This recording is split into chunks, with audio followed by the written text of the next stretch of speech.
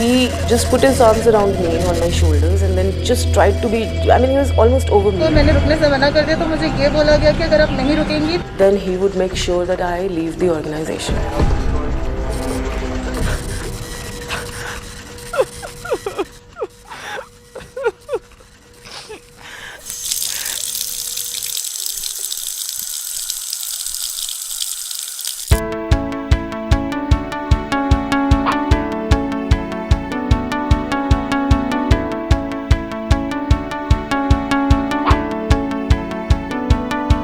Did you know that sexual harassment is a criminal offence, is punishable with imprisonment of up to 3 years?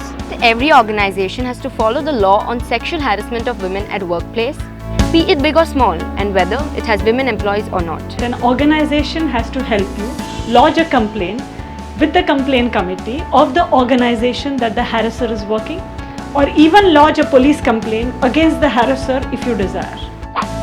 The evaluation of sexual harassment charge depends on how a woman sees it. What matters is what you perceived and not what the harasser says he intended. The law mandates confidentiality. This is to prevent the identification of women, harasser, witness in the public or the media. Did you know that you need lesser proof under the law than you need to get justice under the criminal law?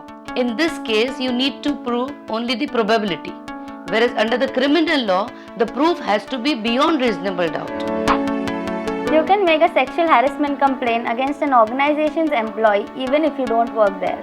You could be anybody, a visitor, a customer, a bystander, or a job seeker, but still be able to complain. Did you know that the law provides prompt remedy? That's because the complaint committee has to finish the inquiry within 90 days, and the 90-day period starts from when the complaint has been lodged and not from when the incident has occurred.